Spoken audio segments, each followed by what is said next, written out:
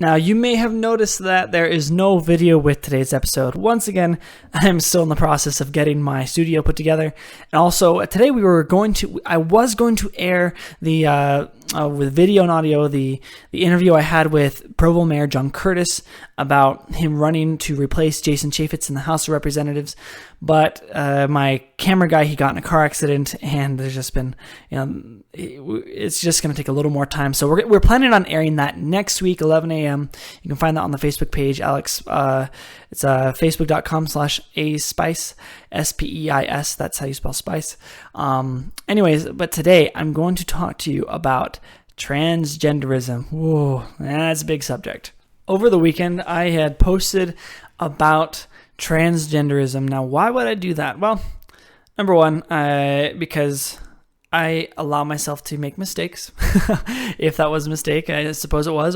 And I know that I wasn't perfect what I wrote, but here's the essence of what happened. Is I wrote about how I feel like the media and politicians, they like to abuse people who suffer from gender dysphoria, who, those are the people who tend to say, they're transgender. They abuse them because they tell them that they're normal, and they encourage them to not get treatments that would actually help them live happy, healthy lives and avoid some of the negative outcomes that come from gender dysphoria, suicide being a major one of those. Now, when I wrote about that, it blew up in my face. Come on, it's Facebook, it's social media, but I was really surprised at some of the responses, how little people know. And it's true. So many of us really do not understand this subject. We don't. We don't comprehend it, and that's very disconcerting, especially if you are a mother or a father. If you have a family and you don't understand this, you better understand it right away, because this is one of the number one things now affecting the family unit today. It is infiltrating the family in how families function, and also in helping children being raised properly so they can live happy, normal lives. This is something we cannot glaze over. You're listening to The Alex Spicer Show. Before we continue, I really want to thank our sponsor for this week, and that is So Delicious. Now, So Delicious, it really is just so delicious. My wife, she wants it all the time whenever she's pregnant and whenever she's not pregnant. Her favorite one is actually, I believe it's Not Me, It's You. Though I don't know what she's trying to tell me with that every time she asks me to get her that one. Anyways, but So Delicious is a really, really great place. It's actually the only place I like to get drinks. I'm not really a soda drinker, but anytime I think of So Delicious, I become a soda drinker instantly. It is so good. You can try you can create your own mixes, but they also have prepared ones for you to try right off the bat. I really encourage you to go and support their businesses. They have locations all over Utah and in Arizona, and they're growing. But if you want to be entered into a drawing to win one of 3 free So Delicious drinks, then don't forget to hit that like button, and I will automatically enter you into that drawing. Don't forget to go to So Delicious. If you want to see their awesome list on the menu, just go to sodeliciousutah.com. Now, that is spelled like soda, like you're going to drink some soda, and licious. Go to sodeliciousutah.com to see our menu, and go to the nearest So Delicious near you and fulfill that sweet tooth that really it needs to be fulfilled. So when I posted that on Facebook, I had some people say, and one in particular, that they believe that, because I discussed with them how it's a mental illness, and people, according to the facts, they have a high rate of suicide, and they said, well, their belief was that, and this is a very common political belief which has no founding in reality, is that if we would all just accept them, if we would just accept them as normal and allow them to live that way, then they wouldn't commit suicide. That the only reason why they commit suicide is because people are so mean to them. Except that's not true. That's a nice little assumption, but there's no evidence to promote that. In fact, there's evidence of the contrary to that. There's an article, and let me get the name of the article. The name of the article is I'm a pediatrician. How Transgender Ideology Has Infiltrated My Field and Produced Large-Scale Child Abuse. It's very interesting because this is written by a Dr. Michelle Cretella, who she was president of the American College of Pediatrics and which is a national organization of pediatrics and other healthcare professionals dedicated to the well-being of children. She's served on multiple boards, and she really does know what she's talking about. She has a lot of great insight. I really encourage you to check that out. In fact, you can find it on my website. I created a blog post about transgender facts. It's called Transgender Facts Outside of Politics, and I have this as a resource you can read there. It's very important that you understand this because families are really being maligned, very, very much so. And one of the more popular ways it's being maligned is through transgenderism. And children, this is what you have to understand, is that children are the ones who end up getting hurt the most from this issue. Because the popular belief is, it's okay, and then they then encourage what is known as transition affirming protocol, which is that you then give your child things like drugs, to stop their puberty and to stunt it, and drugs to help them change their hormones so they're more like the other gender, and then eventually get surgery if they still insist that they are the gender by the age of 16 or 18, and really. Children need adult supervision. They need guidance from adults who know better, who have a brain. And this doctor, this is what she said. She said, there is no proof that affirmation prevents suicide in children. Advocates of the transition affirming protocol, meaning that protocol where you tell them, you accept that this is what they believe is right. You tell them it's okay, and then you also provide them with drugs or any medical things they want. She says advocates of that protocol allege that suicide is the direct and inevitable consequence of withholding social affirmation and biological alterations from a gender dysphoric child. In other words, those who do not endorse the transition affirming protocol are essentially condemning gender dysphoric children to suicide. She continues, yet as noted earlier, prior to the widespread promotion of transition affirmation, 79, this is really important, listen, 75 to 95% of gender dysphoric youth ended up happy with their biological sex after simply passing through puberty. Because earlier in that article, she discusses how the majority of people who express this gender confusion are those who are prepubescent children.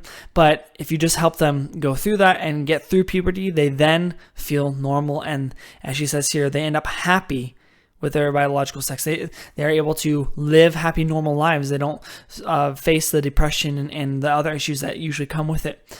She continues, in addition, contrary to the claim of activists, there is no evidence that harassment and discrimination, let alone lack of affirmation, are the primary cause of suicide among any minority group. In fact, at least one study from 2008 found perceived discrimination by LGBT-identified individuals not to be causative. She continues, over 90% of people who commit suicide have a diagnosed mental disorder, and there is no evidence that gender dysphoric children who commit suicide are any different. Many gender dysphoric children simply need therapy to get to the root of their depression, which very well may be the same problem triggering the gender dysphoria. So, whenever people say that, this whole thing can be solved if we would just embrace them, accept them, well, there's no evidence supporting that. In fact, there's even other evidence that supports that when these people come out and try to tell everyone, that's what they are, their friends and their family, and even if they are accepted, they still have really high rates of suicide. It doesn't really make a difference, and especially those who end up getting a physical, sex change, a surgery, those people actually have a higher rate of suicide. And that's scary. It's scary to think that we are encouraging people to believe, that they're normal, that they're perfectly fine, that they are beautiful the way they are. And I'm not trying to be mean. I'm not trying to be unkind, as I've been accused of. What I'm trying to say is that there are people who actually need help, that need our support. And if we just scoot this under the rug and act like there's nothing wrong with it, then you are enabling them to hurt themselves more, to do more harmful things. And also, you are literally allowing children to be medically experimented on. Now, when I say that, that's because there is an organization. They're left leaning. They admit it on their about page, and I want to read what they say on their about page. They're called Do No Harm First. Actually, let me get the name just right here. They're called Do No Harm Youth Gender Professionals. Excuse me. What they said is, our concern is the medical transition for children and youth. We feel that unnecessary surgeries or hormonal treatments which have not been proven safe in the long term represent significant risks for young people. Policies that encourage, and I love how right here they admit that there are policies that essentially encourage people to not get the treatment they need, but get the treatment that they think they should have in order to be the sex they want to be or whatever. It says that policies that encourage either directly or indirectly such medical treatment for young people may not be who may not be able to evaluate the risks and benefits. These are highly suspect in our opinion. And they go on that, in essence, the rush to treat transgender children medically is a massive experiment. Right there. It is a massive experiment. I don't want our children to be experimented upon. But people are being influenced, whether they have this or not. It's becoming more of a social trend. This same group says that we are alarmed by the trend among mental health professionals to affirm a young person's self-diagnosis as transgender with minimal exploration. In many cases, these young people come to identify as trans after binges on social media sites such as Tumblr, Reddit, or YouTube. There is evidence that social contagion may be at play. In many schools and communities, there are entire peer groups coming out as trans at the same time. It is time that mental health and other professionals begin speaking out on this issue. So, if you're listening to this and you're wondering, well, I don't know if I necessarily agree or disagree or whatever else, or maybe this is offensive to you, just know I am against bullying and abuse of any way, shape, or form of those who are suffering with this problem, who believe, they have this confusion going on. That is wrong. Don't ever do that to people. But it is also extremely wrong to try to force those who have normal psychosis to embrace them and tell them they are normal. Number one, you're forcing people to try to embrace a lie. Number two, embracing a lie for the sake of other people's feelings doesn't actually help them. It doesn't help them. Just like my cousin who has schizophrenia, it doesn't help him to say, you know what, Cody, you're just fine. Those voices, they're there. Yeah, you're fine. Listen to them. What do they say? Have conversations. You're great. Move on. That doesn't help anyone. That doesn't help him especially. And yes, I compare the two because they are both mental illnesses. Now, they're a mental illness if you're not, as long as you're not doing it because it's a fad, like the social contagion, as mentioned by that one group I just read about. Really, if you are a parent, do what is right for your children, not what is popular. Help them.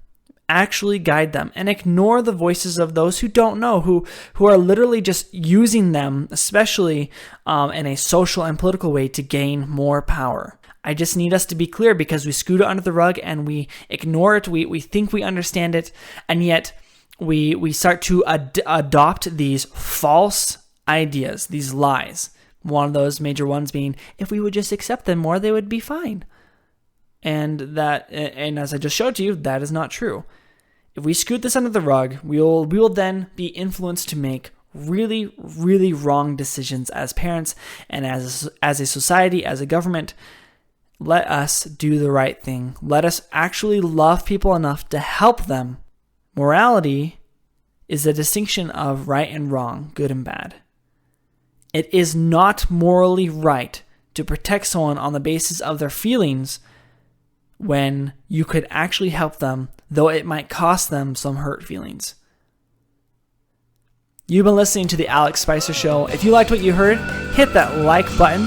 And if you really liked it, if you found there was some valuable information in here, go ahead and share that. If you have any questions, you want to know how to get some of these resources I talked about, there's a lot more. Go ahead and comment below, and I would love to get back to you. Live free till next time.